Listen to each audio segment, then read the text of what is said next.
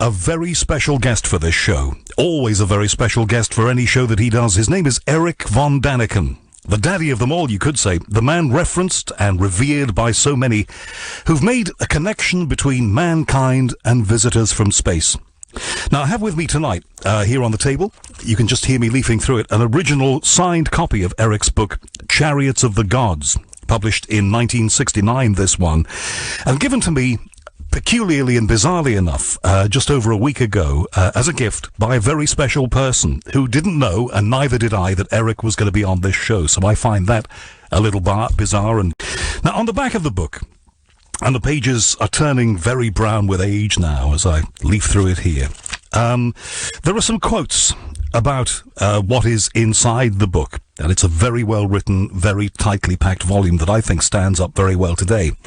The Sunday Mirror is quoted on the back of this book as saying, the author's theory is that in the Earth's remote past, the planet was visited by beings from space who perhaps fathered humanity as we know it. A challenging discussion about our past and future. That was the Daily Mirror of the day. Also on the back of the book is a quote from the Daily Mail. It says, powerful stuff, and no matter how one tries, it cannot be discarded as a crackpot theory. Now, Erich von Daniken, who we're about to connect with in Interlaken, Switzerland tonight, and he's here tonight from Interlaken on Talk Radio. Erich, how are you? I'm feeling wonderful. I'm sitting in Switzerland. It's beginning cold, the weather is beginning cold, but I enjoy life. Is there any reason why you're based there? Because it's a place of beautiful vistas and clear air. You know, I'm Swiss since eternity. My family is Swiss since eternity. I grew up here in Switzerland, so I am Swiss.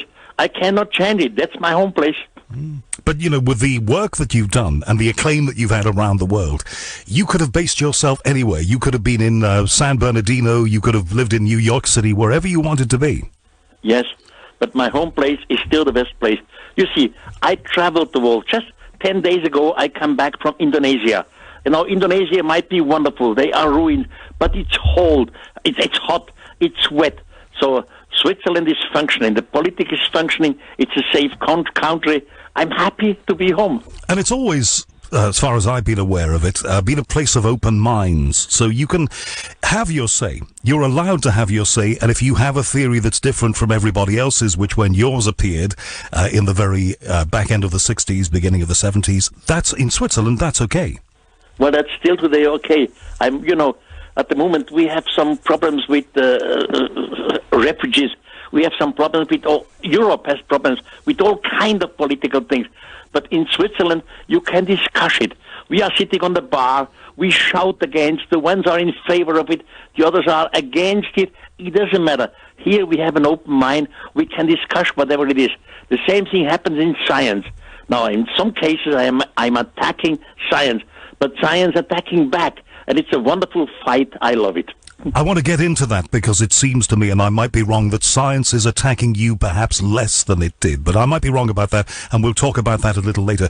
Now, I read a couple of quotes from the back of this book, and literally, if you heard that little intro I did, Erich, I was given Chariots of the Gods by a good friend, a few days ago, about 7 or 10 days ago, a signed copy that you signed. No reason why you should remember doing this, because you've signed thousands, for my friend back in the 1970s. It goes back that far. But I read the quotes on the back of the book from the Daily Mirror and from the Daily Mail. Do those quotes, you think, stand up today? Definitely, still. You know, in the meantime, I'm 82 years old. I have become an old fellow. But I'm still stand behind the quotes. Chariots of the Gods was a mind-opener. And what critics never understand, in Chariots of the Gods I had about 238 question marks. Question marks means questions. Means not, it has to be the way. I say it. It's a possibility. Look at it this way. And that's still my position today. The books I like the most from people who appear on this show are books that start with a simple but exciting premise and then give you evidence for it. And it seemed to me, going back through this book today, as I did, that's exactly what you did. You start from that premise and you offer us plenty of evidence, which we'll talk about, as I say. It's for this day and age, and any day and age, it's a rock-solid formula. Well, thank you for the compliment. As I said before, I'm an old man. In the meantime, since Chariots of the God, I have published 38 other titles, and I have still come to the same conclusion. This planet Earth was visited by beings from outer space some thousands and thousands of years ago. Now, our ancestors at that time, they were Stone Age people. They could not understand what was going on, so they believed that these beings from outer space were some gods. Of course, we all know there are no gods, but our ancestors believed in the gods. And that was the starting point for so many religions. In the meantime, we have enough of indication to support that case. I'm still the same opinion as 50 years ago. We're coming up on some commercials here. That is the nature of radio. You understand this because you've done so much of it. Before we do that, though, and before we get into the meat of the book, and then I want to talk with you about some topics from today, from 2016. To people discovering you today, younger people, this generation, how do you describe yourself? Well, I am just a normal human being. I'm working and trying to find indications to prove a case that extraterrestrials were here. I am nothing special. I am just like everyone, but I'm a researcher. I try to find out answers, and I accept if I am wrong, and I'm happy if I am right. Let's go back to the 60s when you were putting the book together. Let's set it in context. What was it that lit the fire under your feet to do this? Well, it's a long story. I try to make it short. By the way, my mother language is German, so you hear this. My second language is French, so I might have some problems to express me in English. But anyhow, the story goes on. I think we'll understand perfectly. I've talked with you before. You are brilliant. I was educated in Switzerland as a strict Catholic. I was in a boarding school led by Jesuits, and of course I was a deep believer in God. I still never lost my belief in God, although I do not know what God is. But anyhow, for me as a young boy, as a 16-year-old boy, God had to have some minimal qualities. For example, God makes no mistake. Or God would not use a vehicle in which to move from point A to point B. God is all over. Now, in this high school, we had to make translations from parts of the Bible, Greek to Latin, Latin to German. And then I learned that the God of the Bible, he uses vehicles to move from point A to point B. He comes down to the holy mountain with smoke and fire and crumbling and loud noise and so on. So I simply had doubts in my own Catholic education, and I wanted to find out if other communities in antiquity have similar stories. So I started to read the beginning of other religions, and slowly I realized that in many of these old religions we have similar stories, of course with different names, but the basic is always the same. Someone from heaven, someone from the sky descended. They came to us, they helped us, they gave us some orders and rules. They disappeared again, but always with the promise to return in the faraway future. So finally I asked myself, what are these beings? Real God? Angels? Or is it all a misunderstanding? Should these be extraterrestrials? So, well, that's the base of my story. So you won't be the first person in this world, on this planet, to kick against a religious education. Do you think, and it sounds like that was part of it anyway, that was a segment of your motivation for this? It was definitely the beginning of it. And you know, in this boarding school I was led by Jesuits, I had my doubts, and I talked to the professors about my doubts, and they understood it. Erich, if you want to know more about it, go to the library of the university, which was just nearby.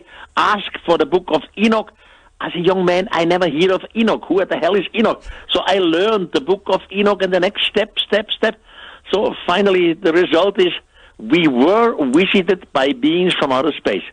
And they will return. Maybe they are back already. We don't know. So you sound like a very unusual young man. I think I'm a very normal young man. Everyone has doubts, and we all are fighting against something. So my fight was the fight against consciousness, against my religion. And then you have to, and like I say, once we've been through the commercials which are coming up, we'll talk about the book and its legacy. But then you have to write the book. That's one thing.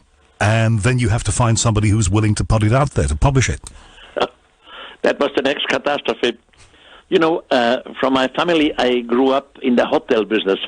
So it was normal that after my high school, I went to the hotel school, and finally I was a barkeeper, I was a waiter, I was on the reception of a hotel desk, and when I wrote Chariots of the God, I was the managing director of a first-class hotel in Switzerland. So I wrote Chariots of the God, and I was absolutely sure for myself, well, this would be a bestseller. But I'm the only one who believed in this. All the others said, oh, come on, forget it, it's all rubbish and nonsense. So I sent the manuscript to 20 different German publishers.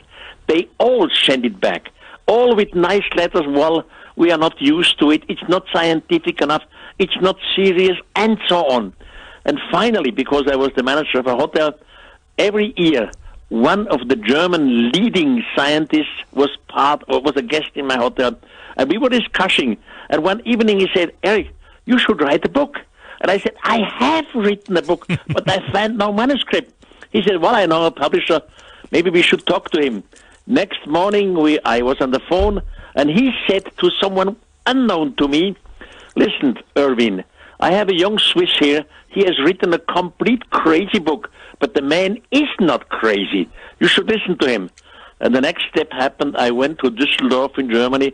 I talked to the publisher, and he said, okay, maybe with a little short edition of 3,000 copies, we can try to sell this manuscript.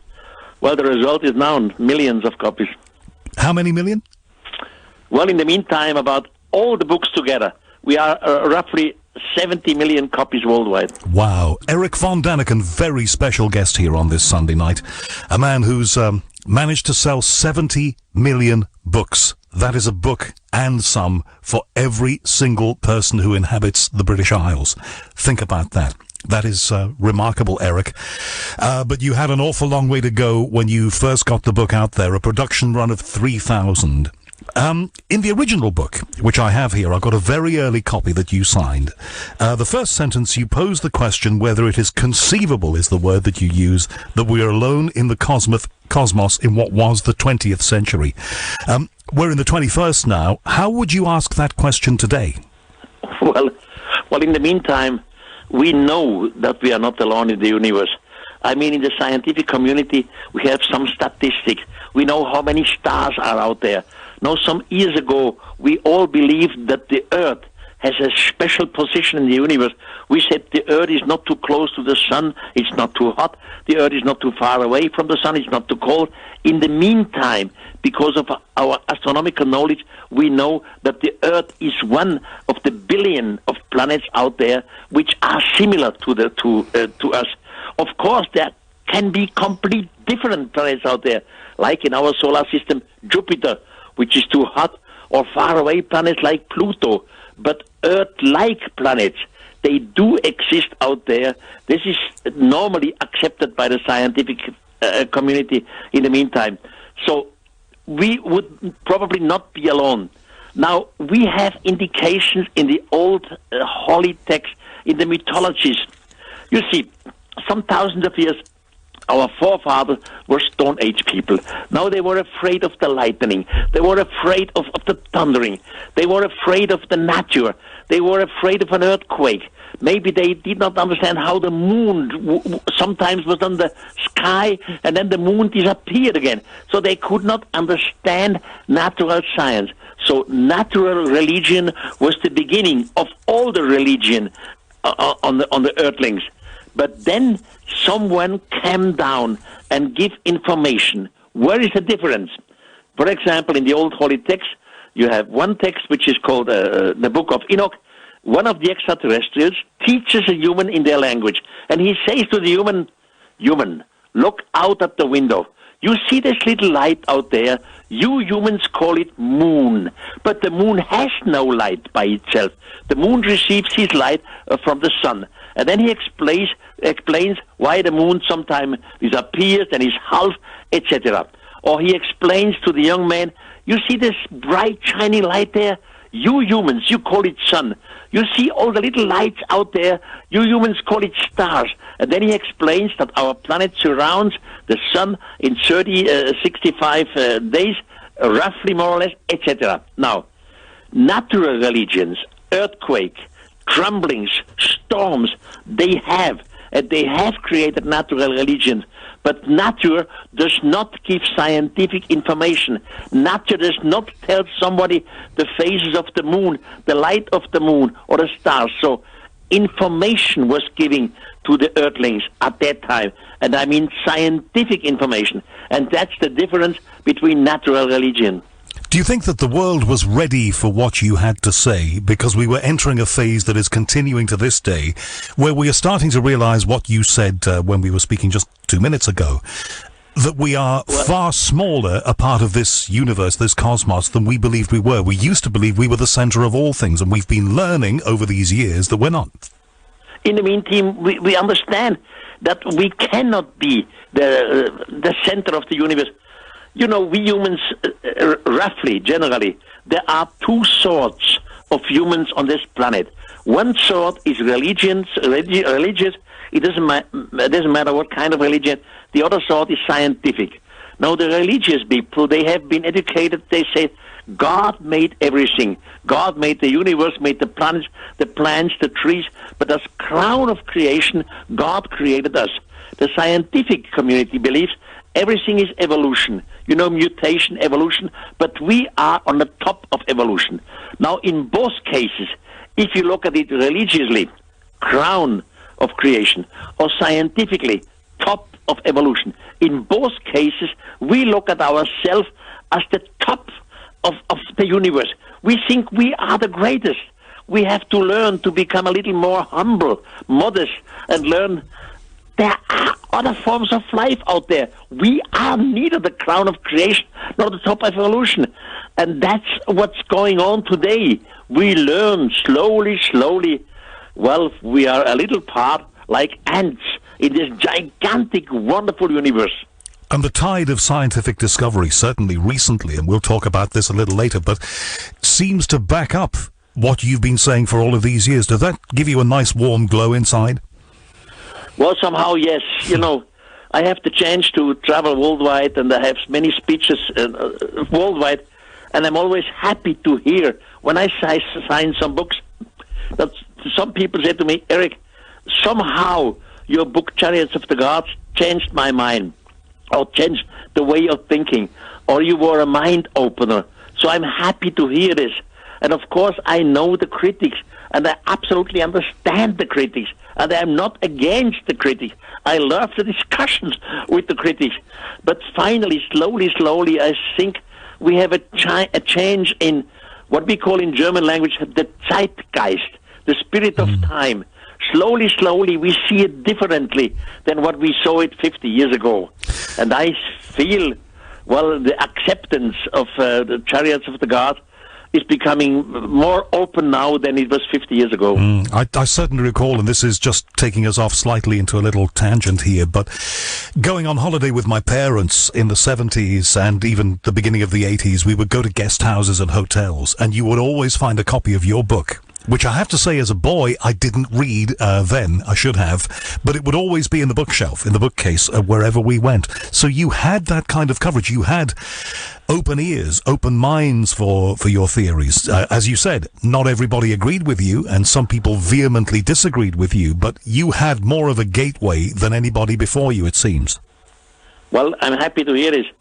You know, in the meantime, there are many international TV stations who have some TV series in which they are pro or against this Erich von Daniken idea, this visit from outer space.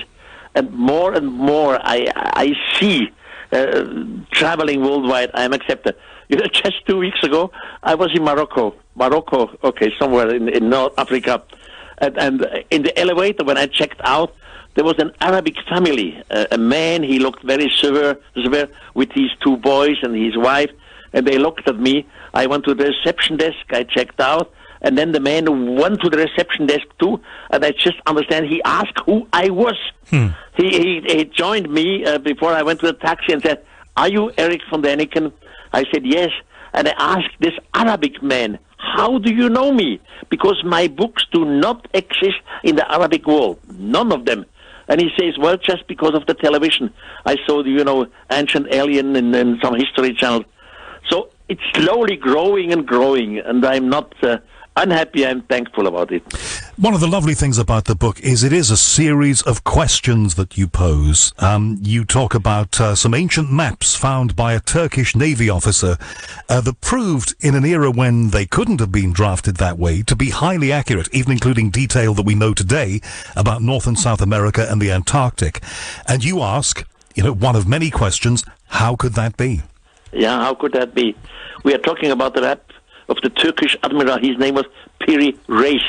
And he made this map 400 years ago, and he himself wrote that this map is a composition of different other maps, which he made out of different maps, which he found in Alexandria, in the Library of Alexandria. Now, anyhow, on this map, you see on the lower part, you see definitely the Antarctic island. You see the coastlines of the Antarctic. You see different islands, and compared with today's knowledge, they are all in a correct position.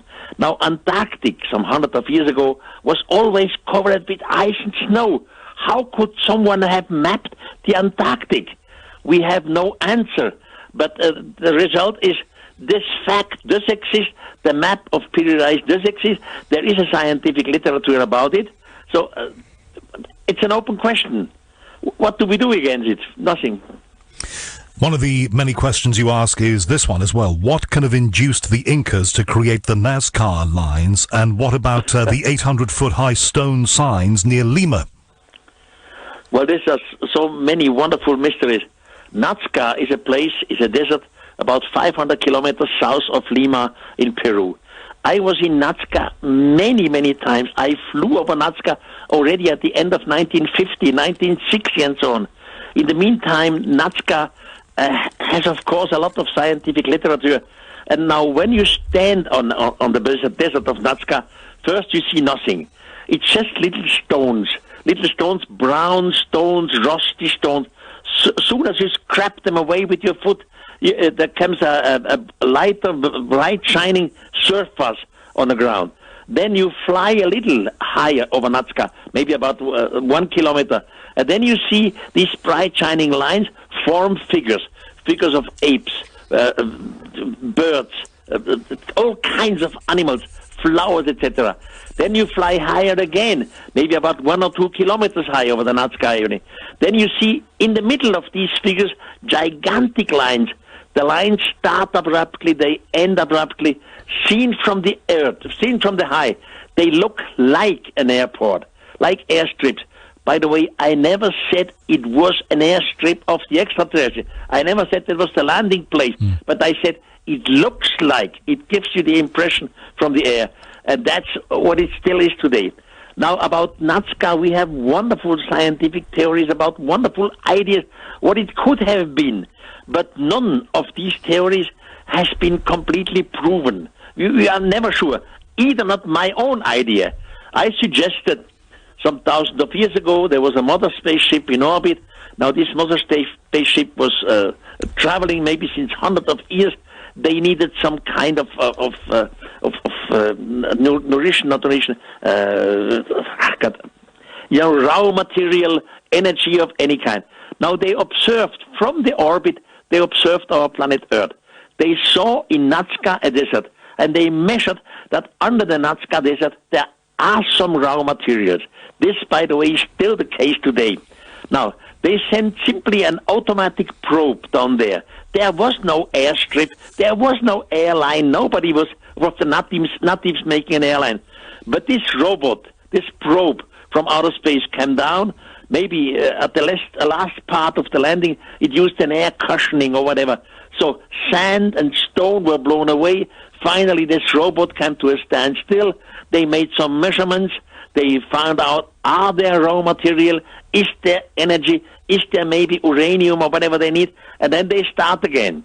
But in the meantime, 2 or 3 natives may have observed this robot, this automatic probe, and they realized something from the sky has descended. They did not understand a word about technology. They went to their tribe. We have seen something from heaven. And now the natives come to the desert. They see a little line simply by blown away stones and sand and so on. Now they believe the gods from the sky wish that we make lines. And now the natives start to make lines. Long lines, small lines, in all kind of direction, always hoping that the gods see these lines, that the humans are prepared that the gods return.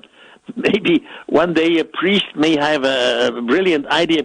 I mean, priests always have brilliant ideas. He say, we have to show them signs, offerings. Now birds, fishes, monkeys, and so. And now in the midst of the line, they start to create these figures. So that was my idea about Nazca. I do not know until today if my idea is a good one or a bad one.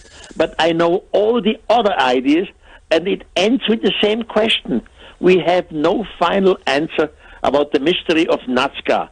Fact is, there is a gigantic desert 500 kilometers south of Lima in Peru. Fly over it, and you have an impression of a gigantic airport thousands of years ago, looking like airstrips, starting abruptly, ending abruptly. The longest of it is 3.8 kilometers long, and in the midst of these lines, figures. Figures so gigantic that you can see them only from the air. From Interlaken, Switzerland tonight, Erich von Daniken, who's coming shortly to the UK. Tell me about your trip, Erich. Well, next Saturday, I hear in London at the Piccadilly Circle, there is a theatre called the Princess Anne Theatre. And I am happy to be there for the first time since about 25 years back in England. And I have a speech there, a public speech, and I show my best arguments of course to defend my theory that visitors from outer space were here. And then there is some program going on. They call it the Erich von Daniken Legacy Night. I don't really know exactly what is going on. I will be surprised by many little things. But first of all, I will have a speak of about 70 minutes, and I show you the most incredible, really, indications and computer animations to support the case. Thousands of years ago, extraterrestrials were here. In a way, we're doing the Erich von Daniken Legacy Night tonight, I think. Now, I want to get into more specifics about the book, the seminal work, the first one, the one that was developed by others, commented on by many, caused all kinds of controversy, and turned on lights for a lot of people. You talk about cave frescoes found in the US, in France, and other places. We're aware of the French ones, certainly here in Europe, of course we are. And you wonder if the people who painted them were representing precisely what they saw and not just indulging in art for the sake of art. Exactly. You see, some thousands of years ago, our Stone Age people had no connection together. There were no tourist flights. There were no ships between Africa, Australia, between South America, Europe, and so on. Now, worldwide, in all these cave paintings, you find similarities. You find the so-called gods with helmets around their heads, sometimes with rays coming out of their heads.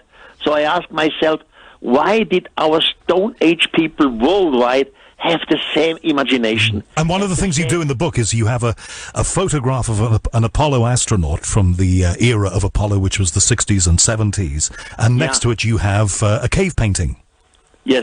You see, in the Sahara Desert, today's Tunisia, Tassili, there some gigantic cave paintings were found, and they really look like today's astronauts, like someone in an astronaut suit. And I simply made a comparison with today's astronauts. And I asked the question, what did the Stone Age man saw? Something like our astronauts? Of course, extraterrestrials, they would not look exactly like we. They might be similarities.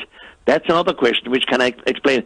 But they need an astronaut suit because on Earth we have different bacteria, we have different virus, we have a different air connection than extraterrestrials have. So they must protect themselves, the extraterrestrials, in a kind of suit, in a kind of helmet. And some of our primitive Stone Age ancestors saw it, and for him it was the gods. So he started to paint it or to chisel it in his stone wall. That's the basic idea. And as you say, separate populations in separate places separated by thousands of miles. Yes, in one place they could indulge in art and just give a kind of representation of something they imagined. But when different people in different places start to represent what they have seen all the same, then you get a pattern. Were you the first to say that, Erich? I'm not so sure. Well, at least maybe in a Chariots of the Gods was not what we call a scientific book. Chariots of the Gods was, on the other hand, not a novel. It was, in German, we have a term which is called Sachbuch, which means a book of facts. The facts have to be there. You have to give the exact sources, but it's not in a scientific way like the community would do it. So whatever I presented in Chariots of the Gods and in the later books, all these objects, all these findings, all these paintings, all these texts, they do exist. You can control them, but the resolution, the concept I make out of all these mixed things are different than what the scientific community does. But the facts exist. So is it with all these paintings and these chiseling worldwide. It was wonderful for me to revisit the book today, and especially to have an original copy, which I think is probably from the first or second run of paperback prints of the book. Well, in the meantime, it must be expensive, I hope. Well, I think it's probably increased in value, so it was a great gift to be given. But it's got an inscription by you in German and your signature on the front page. We actually put a photograph on our Twitter here at Talk Radio of this. If you want to look at that, that's where you'll find it. But you're right. You're saying here in the book that there are commonalities between things that are found in places as disparate and separate as the United States, in France, in Norway, Sweden, Uzbekistan, similar looking things in widely different places. That's true. And not only in Uzbekistan or in France or in Germany, it's continuing in Australia. I mean, this is a continent far away from all the other continents, or in South America, and you always have the same impression. These Stone Age people, they saw something, they had something in common, and they tried to represent it in their Stone Age painting, later in chiseling. So that's just a psychological moment where we have to ask, what is the reason for all this? And I see where they saw something. Now, in the meantime, of course, I know of many mythologies. I know the legends of these old people. I mean, there's not only the Old Testament, our Bible. There are in old India texts, which are thousands of years ago. There are texts all over the world, and in the meantime, I'm a specialist of that. Then I find not only cave paintings, I found in the old mythologies the same story. They all speak about the gods descending from the sky, descending with smoke, fire, loud noise, trembling. They all were afraid. They all learned from the gods.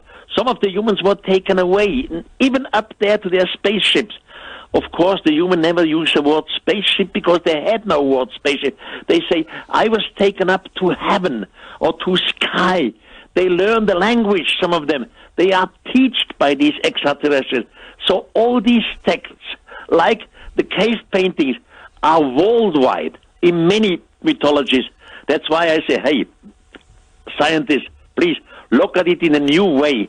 We have a new way of observation and of learning of all these things. You talked about Australia. One of the things that struck me when I was lucky enough to visit there and meet Aboriginal people there was the connection they have with their history, a connection that we've severed here because our lives have been technological and we've moved on at a pace. But they have a narrative that goes back and back and back. If you've been to Australia, did you find that assisted your work? Oh, of course. I mean, there are the cave paintings in the Kimberley Ranges, which again are similar to the rest of the world.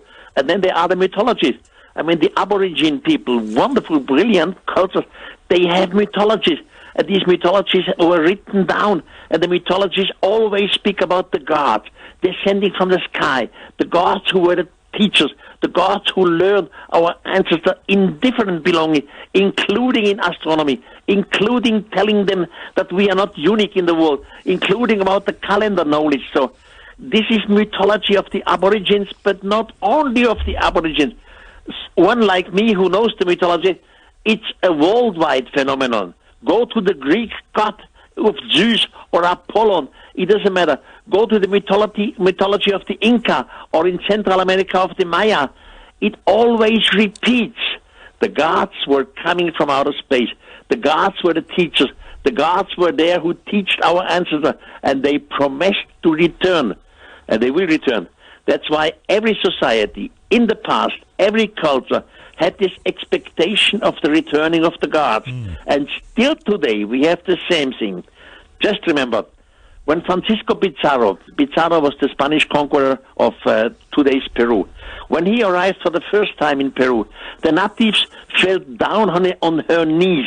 They adored him as a long-expected god. The same thing happened in Central America. Hernando Cortes, he was the Spanish conqueror. He came together with Moctezuma. Moctezuma was the ruler of the Aztec. Moctezuma fell down on his knees. He believed that the Spanish, Hernando Cortes, was the long-awaited god. The same thing in the South Sea. Take James Cook, for example. James Cook was the discoverer who discovered, for example, Hawaii. Now, the Hawaiian people again fell down on her knee. They believed that James Cook was the long-awaited god. So I mean by this, the expectation of someone is not a Christian invention that happened long time before Christianity. And now what happened today? I am educated as a Christian, as a Catholic. We Christians, we expect the returning of Jesus.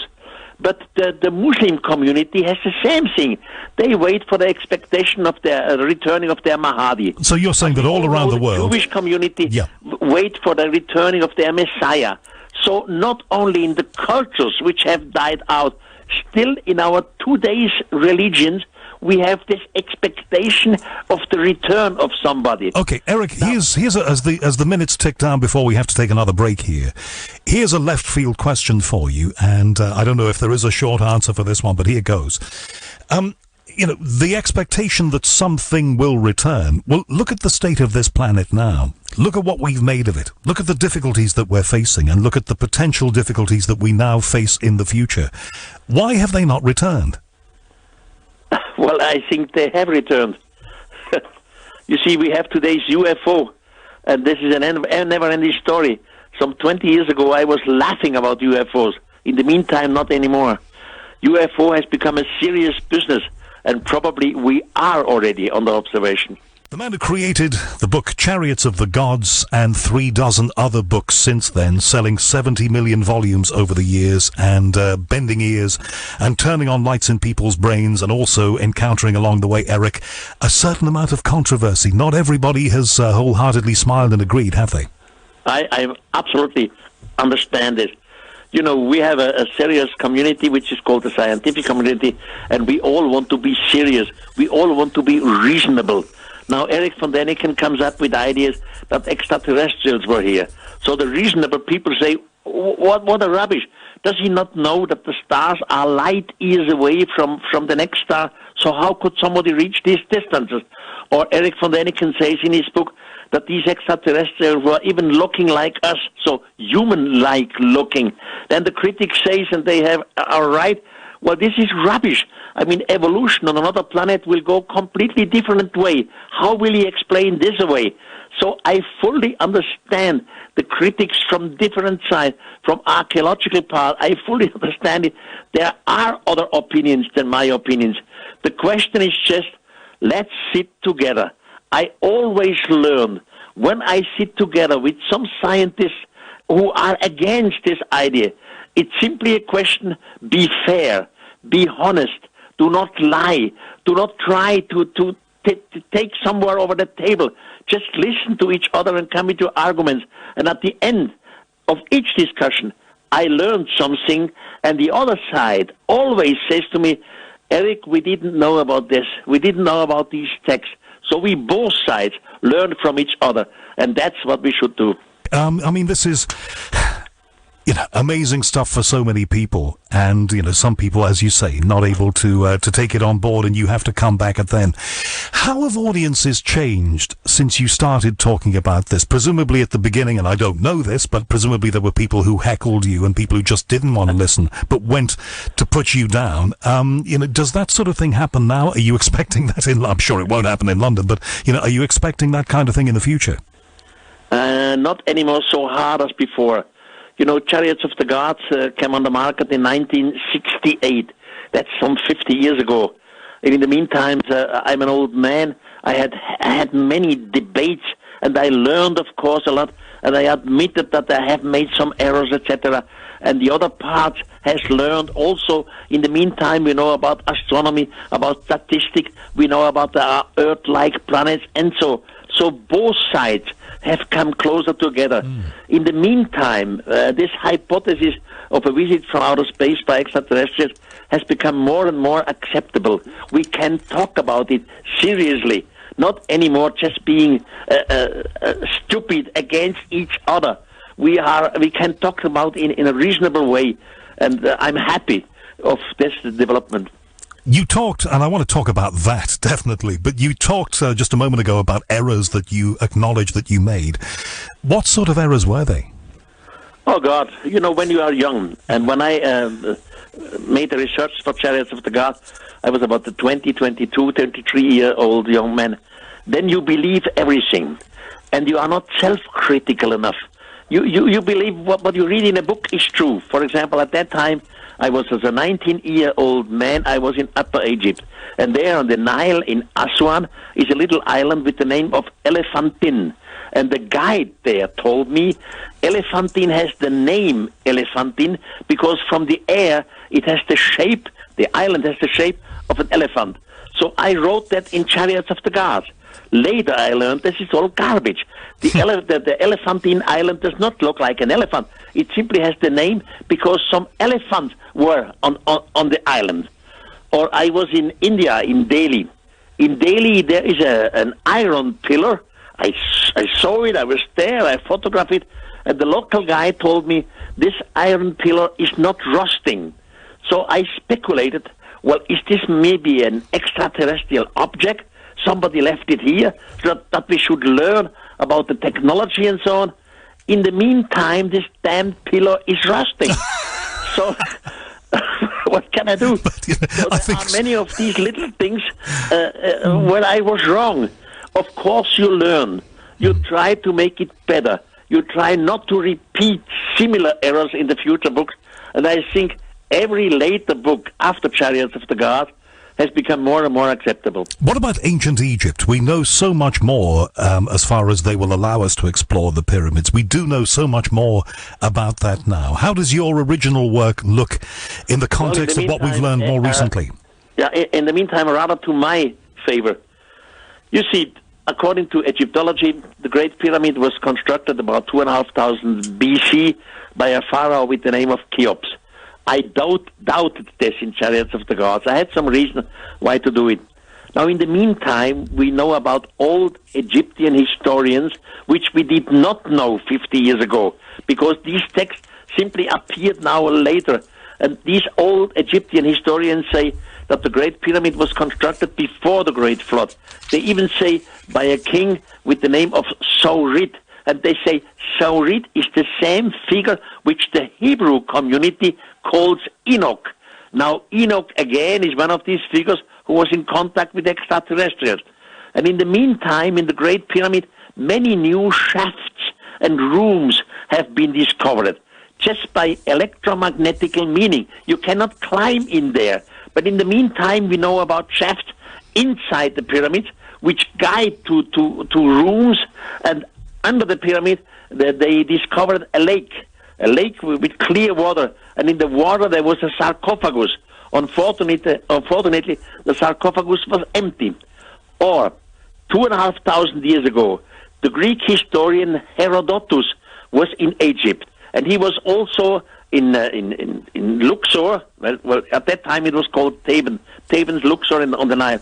And Herodotus tells in his second book of history that the high priest showed him 241 statues, and the high priest made to any statue a comment. He said, well, this was the king's XY, he was living from then and then, and so on. And at the end, the high priest said, these 241 statues represent 11,340 years. At that time, the gods from the firmament were down on the earth. Since that time, the gods have not returned. Now, all these statements by Herodotus were never taken seriously by Egyptology. Herodotus was the same who said that under the pyramid there is a lake. In the meantime, we have discovered the lake. So slowly and slowly we learn that these ancient historians did not tell rubbish. They were telling the knowledge at their time. So the Egyptian priest told them it was not Cheops, 2,500 BC, who made the pyramid. It was before the Great Flood, Enoch. And in the meantime, we find more and more channels and shafts and rooms. So it all becomes more and more fantastic. I love it. I love it too. When I was a boy at school, we had the Tutankhamun exhibition in London, which of course captivated the world back then. The great golden, elements of it, which were fabulous for the world to see. But at that time, the big question was, how were those people back then able to build the pyramids? What technology could they have used? It had to be assisted by somebody or something from somewhere. Now, though, scientists are starting to say, actually, it's not as difficult as that. And people with their level of knowledge back then may well have found ways to build the pyramids and indeed build Stonehenge. Of course, I have no problems with building Stonehenge or building the pyramid. Our ancestors had some ways to move, to transport gigantic stone blocks, whatever the way was. My problem is another one. My problem is the engineering knowledge. You see, every technology has an evolution. Slowly, some thousands of years ago, our Stone Age ancestors started to learn what is an arrow, what is a bow. Then they started to learn what are stones. There are different sorts of stones. Some of them are harder, others are softer. You can chisel it, you can cut it. Then they learn how to transport it, about wooden rollers. All this is called evolution in technology. And evolution in technology, finally, after some hundreds and thousands of years, make practically everything possible. They could make the Great Pyramid. But the problem is, in the Great Pyramid, we have a lot of shafts, rooms, etc. This means planning, engineering planning. Engineering planning means design. And you have to do the design and the planning before you start with the construction of the building. Because later you cannot chisel out these rooms and shafts anymore. You have to do it in the planning. The planning does not fit in the evolution of technology. So it seems to me the humans did the dirty work. The humans transported the stones, of course. But someone did the planning and told them how to do it and why to do it, for what reason. By the way, the why is still an open question for the future. Could it just be that they had... Planning does not fit into the knowledge to Cheops. I understand what you're saying, but could it not just be that at that time they had particularly intelligent, advanced thinking people who understood perhaps rules of geometry? We know this. Things that we did not comprehend or didn't come to comprehend until later. What I'm trying to say really is perhaps they knew more than we give them credit for. Well, I exclude nothing. Why not? But it is not fit to the time. You see, Cheops' father's name was Snorfu. Snorfu simply came out of Stone Age. Snorfu's father was a Stone Age man. The planning does not fit into the fact of the Great Pyramid. Something is wrong. You see, the same thing we have, for example, in French Brittany. There we have gigantic stone blocks, thousands of it. They are all in certain lines. Now, we always looked for an answer. Why did our Stone Age people put thousands and thousands of stone in certain lines? We asked, was it the calendar? Has it to do with the date? What has it to do? Now, in the meantime, we found out all these stone blocks are not just there by coincidence. They all make Pythagorean triangles. Always the same distance, always the same angle. Now, Pythagoras was living about 400 BC, but these stones from French Brittany are 5,000 years before. So why at the hell did Stone Age people transport thousands of stones and made some Pythagorean triangles with the same angle, the same line? So we don't understand it. And that truly is Erich von Daniken. Erich, can you stay with us just a little longer? What I want to do is something now that we've covered the ground in the first book and your theories that have gone around the world. I want to talk with you about things that are happening now in 2016 because it's a very exciting era. You've been hearing Erich von Daniken, the man who wrote Chariots of the Gods and many other books. He's due in London very soon to give a talk here and also meet up, I think, Erich, with some of your many fans. I want to talk with you in this final segment or so about things that are happening now, about stuff that has started to appear in our news this year. I don't know what you think about this, but it seems to me that in terms of space news and the possibility that we may indeed not be alone, we've had more of that this year than at any time in my lifetime. What do you think? Well, between Mars and Jupiter, there is a gigantic leap, and there we have the asteroid belt. The asteroid belt is composed of 100,000 of stone blocks. Some of them are small, like a football. Others of them are very big. The largest of the asteroids is called Ceres. Ceres has a diameter of around 930 kilometers, so it's quite a big piece of stone. We compare it to a moon. Now, since 3 years, NASA has sent a probe. The probe's name is down to Ceres. And they have delivered pictures to the Earth. And now in some of the pictures, you see a mountain which does not fit into the region, and the mountain has some scraps on it, white scraps. And then you see on the ground, you see definitely a rectangular place. Now rectangular, which is not made by nature. So we have new questions. What is going, or what was going on Ceres some thousands of years ago? I always suggested some thousands of years ago the extraterrestrials were here. They came here with the generation spaceship. That means they were hundreds of years under the way. After hundreds of years of traveling, they need some form of energy. Whatever the energy is, raw material. Now the energy you do not take from the Earth, because here humans are living. You simply take the energy in the asteroid belt, because there it's free. Nobody hurts you. No, so the energy is just on the surface. And now today, thousands of years later, we found on Ceres some traces of artificial stuff. So we can ask us, what was going on there thousands of years ago? Mars, we have two moons.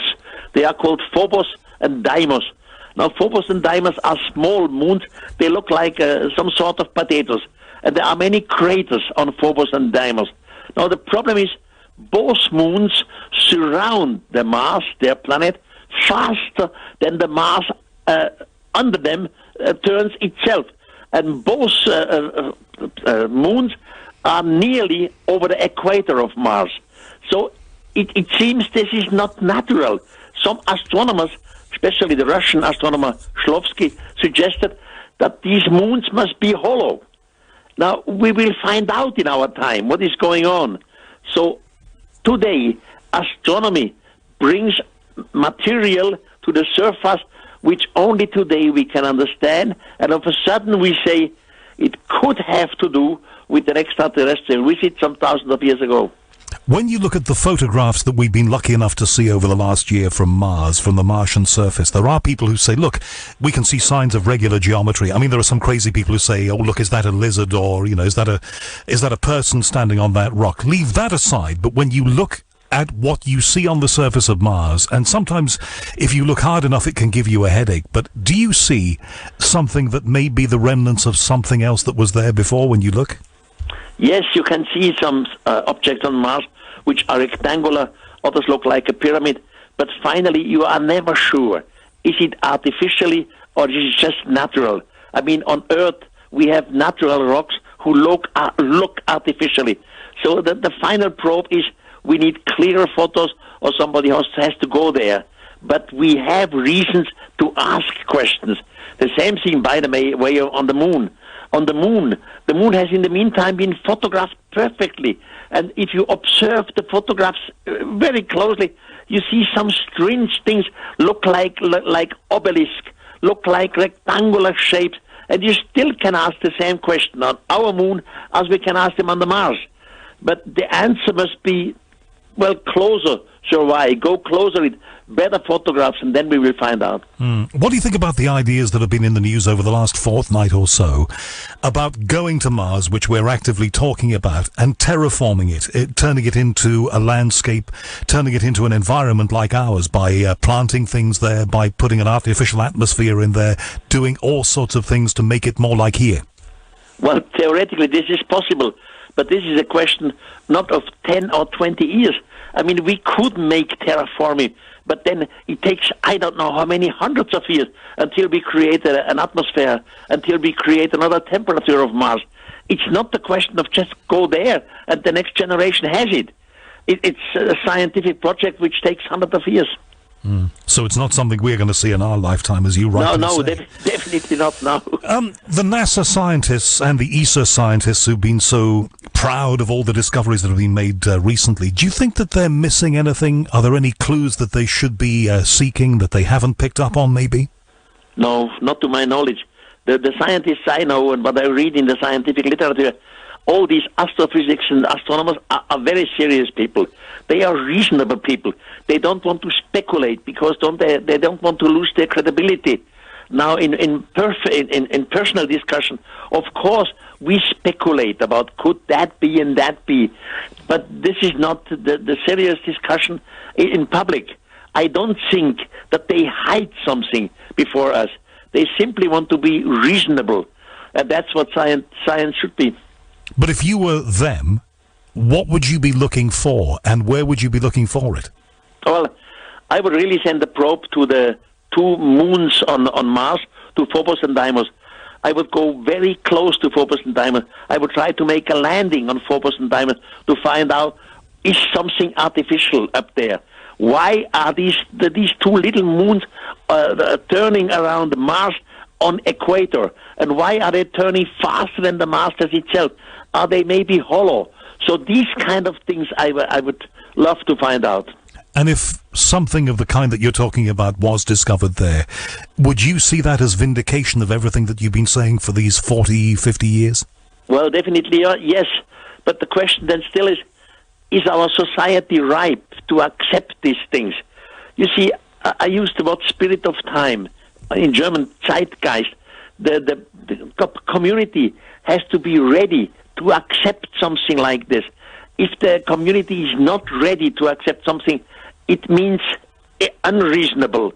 So the society has to be prepared slowly for this excavation, for this indication, for this knowledge, and then it will be accepted and it will change our meaning, definitely. Well, these are very turbulent, takes its time. Very, very turbulent times, though, on planet Earth, Erich. Do you think that we are ready for this?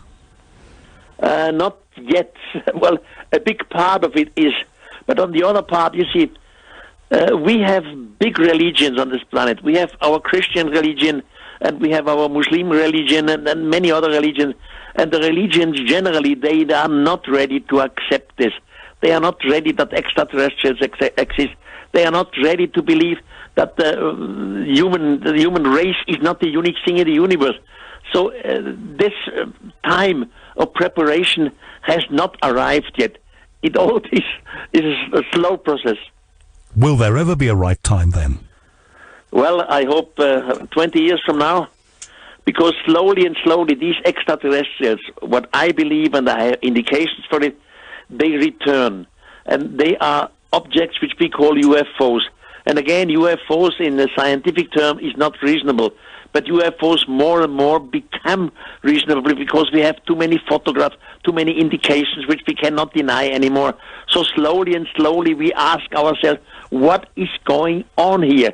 Are we really not alone? Is somebody observing it?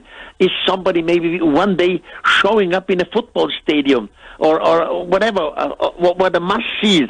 And this will happen, I guess, in the next 20 years. But the extraterrestrials know exactly how we react.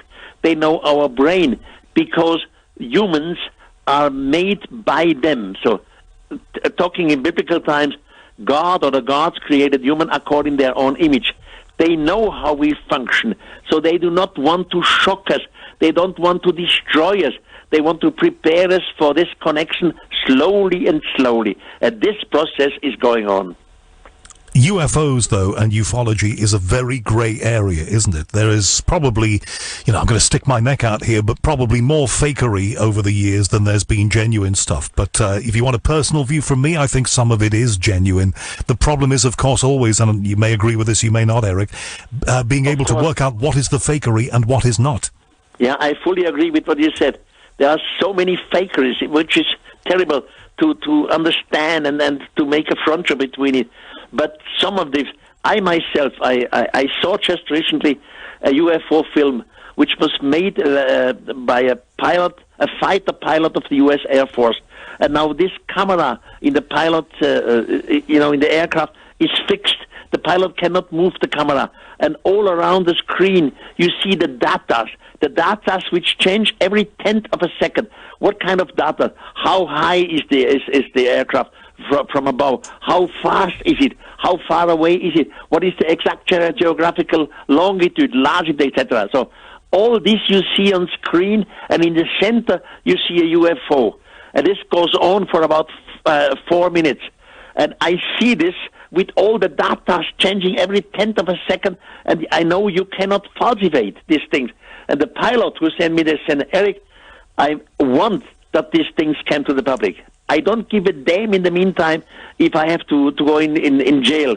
I want that this comes to the public. So something is going on, and only a few people know about it. Right, which brings me to this point. If only a few people know about it, there is a huge movement, and it's supposed to be gathering great speed and momentum this year, fronted by people like Steve Bassett, who you may be aware of, but also others in the United States. This movement is called Disclosure. They want governments around the world, but particularly the US government, to come out and disclose to the people what they know, the stuff they've been hiding for all of these years, what is at Area 51 and all of those kinds of things. What do you make of the disclosure movement? Well, I'm very happy that this movement exists, and I hope they are successful. And some of the scientists and some of the politics, the high politics, in the meantime admitted that UFOs do exist. In the meantime admitted that we are observed again. But that's still not something which goes to the big press. You know, I always use the same word. The big press, the journalists and the scientists, they want to be reasonable. And UFOs are still in our community unreasonable. So it's all carefully how it goes up to the public, step by step, and very, very soft. But some of the high politicians, some of the high scientists in the meantime agree. They say it in public. Yes, these UFOs do exist. All true, we have a lot of fakes. We have a lot of false things. But some of them are real. They do exist, and we should be prepared for it. Is it frustrating for you, Erich von Daniken, that you haven't seen and you haven't been visited? Well, somehow I understand it. I mean, as I said, I'm 82 years now. I never saw a UFO myself, but I understand it, because if I would have seen a UFO, I would probably, with my character, just standing up and climbing, that's true, and you have to believe it, and then I become unbelievable myself. So I'm happy. I have my critical distance. You've been saying all of your career writing that the spacemen came here and they seeded what we are today and they will return. What about the whole ethical issue or issues of us traveling in space and spreading ourselves out there? What do you feel about that? Is it right that we put our big footprint on places like Mars? Definitely, yes. We are just a little part of the universe. We are just a little part of a gigantic forms of life forms out there. And we just are not in contact with them. We isolated ourselves. And it is ethically wonderful to learn that we are not alone out there. You know, since humans exist, we have war on this planet. We fight against, because of religion, we fight because of geographic things. We always have reason to fight, the humans against each other. Now just imagine we would accept extraterrestrials are here.